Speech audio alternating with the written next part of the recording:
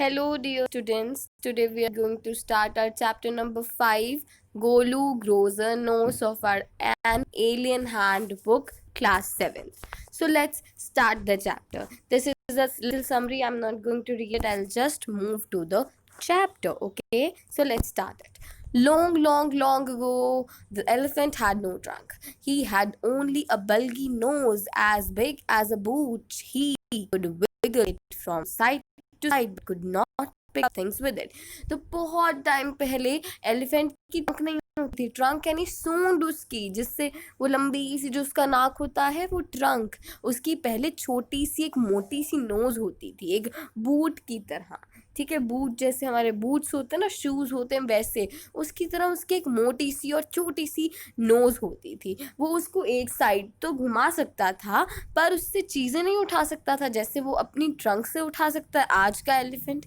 There was a baby elephant called Golu. अब ये Golu baby elephant की स्टोरी है। उसकी भी कोई ट्रंक नहीं थी, उसका भी कोई ट्रंक नहीं थी, और उसका भी एक बल्जी सा मोटा सा नोज था, एक छोटे से बूट की तरह। ठीक है, गोलू हमेशा क्वेश्चन से भरा रहता था, उसको बहुत सारे क्वेश्चंस आते थे। ठीक है, और उसने अपनी टॉल आंट ऑस्ट्रिच, ऑस्ट्रिच जो होता है एक बर्ड होता है जो उड़ नहीं सकता पर वो बहुत तेज भागता है, तो उससे गोलू पूछता है कि आप दूसरे बर्ड्स की तरह उड़ क्यों नहीं सकते। फिर वो अपने टॉल अंकल जिराफ से पूछता है कि आपकी स्किन इतनी स्पोर्टी क्यों, इतने स्पोर्ट्स क्यों आपके, स्पोर्ट यानी धब्बे क्यों आपकी स्किन के ऊपर। फिर वो अपने बड़े से अंकल हिप्पोपोटेमस से पूछता है कि आपकी आईज जो है हमेशा रेड क्यों रहती हैं। फिर वो अपने हेयरी अंकल यानी बालों से भरे अंकल बबून से पूछता है कि जो मेलन्स होते हैं वो उनका स्वाद मेलन जैसा क्यों होता है, उनका टेस्ट इतना मेलन जैसा क्यों होता है। तो ओस्ट्रिच, जिराफ, हिपोपोटेमस एंड बबून, उनके पास आंसर नहीं होता गोलू के क्वेश्चन का। गोलू जो एक बहुत Golu is a naughty baby they said. तो वो सारे कहते हैं कि गोलू जो है बहुत शरारती बच्चा है। He ask such a difficult question, बहुत अजीब से और बहुत मुश्किल से क्वेश्चंस पूछता रहता है। One day Golu met the Mena bird sitting in the middle of a bush, and he asked her, "What does the crocodile have for dinner?" The Mena said, "Go to the banks of the great grassy Limpopo river and find out." तो फिर एक दिन गोलू जो है मैना से, जो मैना एक बर्ड होती है, उससे मिलता है, और जो कि बुशेस के बीच में यानी झाड़ियों के बीच में बैठी होती है, तो उससे पूछता है कि जो क्रोकोडाइल है वो डिनर में क्या खाते होंगे। तो फिर मैना कहती है कि तुम ना great grassy Limpopo, Limpopo river है उसके बैंक पे यानी कि उसके किनारे पर जाओ और तुम्हें पता चल जाएगा वो क्या खाता है। तो गोलू क्या करता है, गोलू घर जाता है, वहां से ही took 100 sugar canes, 50 dozen bananas and 25 melons. तो अपने साथ 100 शुगर केन्स यानी गन्ने ले लेता है, 50 डजन यानी 50 डजन बनानास यानी केले लेता है, और 25 मेलन्स ले लेता है। ठीक है, फिर अपनी फैमिली से कहता है कि goodbye, I am going to great grassy Limpopo river. कहता है कि मैं ग्रेट ग्रासी लिम्पोपो रिवर पे जा रहा हूँ, मैं ये पता लगाने जा रहा हूँ कि क्रोकोडाइल की डिनर में क्या खाता होगा। ये उसने कभी क्रोकोडाइल को कभी नहीं देखा था, और उसे ये भी नहीं पता था कि क्रोकोडाइल दिखता कैसे है। He met a python and asked him, उस रास्ते में पाइथन क्या होता है, एक बहुत बड़ा स्नेक होता है। ठीक है, जो कि ऐसे हमने देखा होता है ना मूवीज में, जो ट्री की ब्रांचेस के ऊपर लिपटा होता है ना, वो। तो उससे भी पूछते हैं कि आपने कभी क्रोकोडाइल को देखा है, वो कैसा दिखता है, वो क्या खाता है अपने डिनर में। तो पाइथन जो है अनकॉइल्ड करता है, यानी कि क्योंकि कॉइल्ड यानी अपने आप को उसने घुमा रखा होता है, कॉइल कर रखा होता है ब्रांच के पास, तो वो अपनी अनकॉइल करता है यानी अपने आप को ब्रांच से अनकॉइल करता है, हटाता है, खोलता है अपने आप को। ठीक है, और उससे कुछ नहीं कहता। गोलू जो है politely helped him to coil around the branch again. फिर वो गोलू जो है उसको वापस हेल्प करता है ताकि वो वापस कॉइल कर सके अपने आप को, जो पाइथन था, और उसे गुड बाय कह देता है। फिर गोलू जो है मूव करता है, शुगर केन्स खाता खाता, बनानास खाता खाता, मेलोन्स खाता खाता, मूव करता रहता है जंगल की तरफ, मतलब लिम्पोपो रिवर की तरफ। कुछ दिनों के बाद वो ग्रेट ग्रासी लिम्पोपो रिवर के बैंक पर यानी एज पर पहुंच जाता है, किनारे पर पहुंच जाता है। उसके बैंक पर पहुंचता है तो वहाँ पे एक लॉग ऑफ वुड देखता है, ठीक है, मतलब वुड की लॉग देखता है, मतलब वुड जैसा, वुड का कोई लॉग सा देखता है, वुड देखता है एक बड़ी सी, ठीक है। पर वो वुड नहीं होता, वो एक क्रोकोडाइल होता है, हु विंग्ड एट हिम, जो उससे उस पर चिल्लाता है कि एक्सक्यूज मी, मतलब जो विंग्ड यानी कि देखता है, घूरता है उसकी तरफ, ठीक है। तो वो गोलू कहता है एक्सक्यूज मी, उसने, मतलब जब ये आप क्वेश्चन आएगा आपको सोचोगे कि उसने एक वुड का लोग देखा, वो क्रोकोडाइल कैसे हो सकता है, क्योंकि क्रोकोडाइल जो है थोड़ा सा रिजेंबल करता है वुड की, वुड की तरह दिखता है वो, ठीक है। तो गोलू पूछता है कि आपने कभी क्रोकोडाइल को देखा है, तो क्रोकोडाइल फिर उसे देखता है और फिर अपना जो टेल है थोड़ी सी उठाता है मड में से और कहता है केम हेयर लिटिल वन, तुम मेरे पास आओ,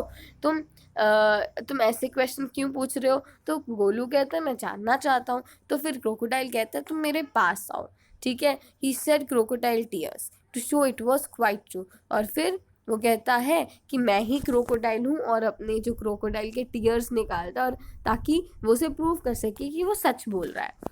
फिर गोलू वॉज अफ्रेड, गोलू डर जाता है और फिर वो बैंक पर यानी कि रिवर के बैंक यानी रिवर के किनारे पर बैठ जाता है, ठीक है। तो कहता है कि you are the very person I was looking for, तुम ही हो वो जो मैं जिसके तलाश में था, ठीक है। तुम मुझे बताओ कि तुम क्या खाते हो डिनर के लिए। तो वो कहता है कि come here little one I will whisper the answer to you said the crocodile. तो फिर क्रोकोडाइल कहता है तुम मेरे पास आओ, मैं तुम्हारे कान में तुम्हें आंसर बताऊंगा, विस्पर यानी बड़बड़ाऊंगा, धीरे से बताऊंगा। गोलू जो है अपना जो हेड है वो क्रोकोडाइल के पास लेकर जाता है, ठीक है। और क्रोकोडाइल जो है उसको उसकी नोज से पकड़ लेता है, कॉट यानी पकड़ लेता है। I think said the crocodile today a baby elephant will be my dinner, let me go. तो फिर वो क्रोकोडाइल कहता है कि लगता है आज मेरा बेबी एलिफेंट डिनर होगा, मतलब डिनर में मैं बेबी एलिफेंट खाऊंगा। तो जो गोलू जोर से चिल्लाता है कि क्रोकोडाइल मुझे छोड़ दो, मुझे दर्द हो रही है।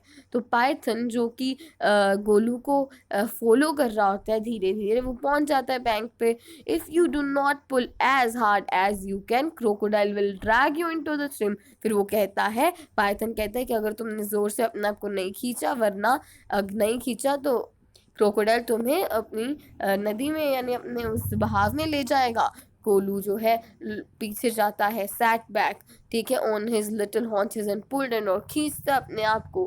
Crocodile slipped into the water, और क्रोकोडाइल जो है वाटर में गिर जाता है, और all creamy with great sweeps of his tall and he also pulled and pulled, वो भी खींचता है गोलू को। Then the python coiled himself round Golu stomach and said let's pull harder. तो क्रोकोडाइल जो है गोलू को उसके पेट से पकड़ लेता है नहीं, और फिर कहता है चलो हम इसे और जोर से खींचते हैं। Golu dug in all his four legs in the mud and pulled। Golu अपने चारों लेग्स जो हैं मड के अंदर यानी मिट्टी के अंदर दबा लेता है और फिर खींचता अपने आप को। The nose kept on stretching, जो नोज है वो स्ट्रेच होने लग जाती है। गोलू की नोज को पकड़ रखा था ना क्रोकोडाइल ने, तो उसकी नोज स्ट्रेच होती है। At each pull the nose grow longer and longer and it hurt Golu. Golu की जो नोज है वो और लंबी लंबी होती गई, और वो दर्द भी हो रहा था गोलू को।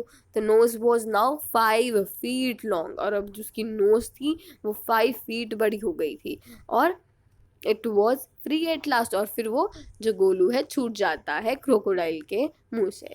The Golu set down with his nose wrapped up in the big banana leaf, और उसका जो वो गोलू जो है नीचे बैठ जाता है और इसकी जो नोज होती है वो बनाना लीफ के अंदर रैप हुई होती है। And hung it in the great grassy Limpopo river to cool, और उसने उसको लिम्पोपो रिवर के अंदर रखा होता है ताकि वो थोड़ी सी ठंडी हो जाए उसकी nose. Golu sat there for 2 days waiting for his nose to cool and to shrink. तो वो सोचता है कि मैं अपनी नोज़ को अगर वाटर में रखूँगा तो मेरी जो नोज़ है वो श्रिंक हो जाएगी, ठंडी हो जाएगी तो श्रिंक भी हो जाएगी। पर वो कूल तो हो जाती है पर वो श्रिंक नहीं होती। At the end of second day, फिर 2 दिन के बाद फ्लाई केम, एक मक्खी सी आती है और वो गोलू के शोल्डर पर बैठ जाती है। तो गोलू अपनी बड़ी सी नोज यानी कि ट्रंक उठाता है और वो फ्लाई को उस पे फ्लाई को मार देता है। तो फिर जो हिस्ड द पाइथन, जो पाइथन है वो हिस हिस करके, जैसे पाइथन एक स्नेक होता है उसकी आवाज़ थोड़ी हिस हिस करता रहता है ना, उसकी आवाज़ ऐसी होती है। तो इसलिए पाइथन बोलता है कि ये तुम्हारा एडवांटेज नंबर 1 है। You could have done it with a small couldn't have done it with a small nose। तुम ऐसे किसी अपनी छोटी सी नाक के साथ ऐसे नहीं कर सकते थे, तुम अपनी छोटी सी नाक के साथ उस मक्खी को नहीं मार सके थे, ठीक है। और कुछ खा लो तुम तक तुम। तो गोलू जो है अपनी ट्रंक लेता है और एक बहुत बड़ा ग्रास का बंडल जो है प्लग कर लेता है।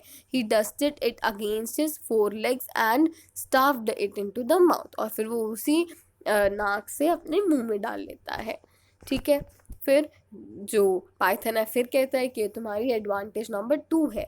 You could not have done it with a small nose, don't you think the sun is too hot now. तो फिर जो पाइथन कहता है कि तुम अगर तुम्हारी छोटी नाक से तुम ये ग्रास को प्लक नहीं कर पाते और तुम इतना खा नहीं पाते फिर, ठीक है। तो फिर वो पूछता है कि तुम्हें नहीं लगता कि अभी बहुत गर्मी हो चुकी है। तो गोलू क्या करता है, scooped up some mud from the bank and slapped it on his head. तो फिर गोलू क्या करता है, अपनी ट्रंक की हेल्प से थोड़ी सी मिट्टी जो है, ठंडी ठंडी मिट्टी होती है, उसे उठाता है और अपनी हेड पर डाल देता है। तो जो पाइथन है वो कहता है कि ये तुम्हारा एडवांटेज नंबर 3 है, तुम ये अपनी छोटी नोज के साथ नहीं कर सकते थे। Thank you mister python, said Golu gratefully. तो गोलू जो है मिस्टर पाइथन को थैंक यू करता है और I will remember all this and now I will go back to my family. वो कहता है कि मैं ये सारी बातें ध्यान रखूँगा और मैं अपनी फैमिली के पास अब जा रहा हूँ, ठीक है। तो ये हो गई हमारी गोलू ग्रोज हिज नोज वाला चैप्टर कंप्लीट। सो हाँ, उसके बाद हमारे पास यहाँ कुछ क्वेश्चंस हैं, let's see those questions and you can take the screenshot and note it down in your notebook, ठीक है। these are some extra questions, okay, and there is also some good questions। what do you know about Golu, आप गोलू के बारे में क्या जानते हो कि वो एक एलिफेंट था, बेबी एलिफेंट था और वो बहुत नोटी था। और फिर यहाँ पे आ रहा है विच बर्ड डायरेक्टेड गोलू टू, किस बर्ड ने लिम्पोपो रिवर की तरफ जाने के लिए गोलू को कहा था, मैना ने कहा था, और क्यों कहा था वो आप देख लेना। और what items of food did Golu take before leaving, और उसने क्या क्या लिया लिम्पोपो रिवर जाने के से पहले। उसने बनानास लिए थे, शुगर केन्स लिए थे और उसने मेलन्स भी लिए थे, कितने कितने लिए थे। और how did Golu help the Python, Golu ने पाइथन को क्या किया था, उसे कॉयल करने के लिए हेल्प किया था। और गोलू क्या क्वेश्चन पूछता था, क्या पूछा गोलू ने क्वेश्चंस, और पाइथन ने गोलू की हेल्प क्यों की, ठीक है। So this chapter is over, you can note all the questions in your notebook and read the chapter again yourself. Thank you. Have a nice day.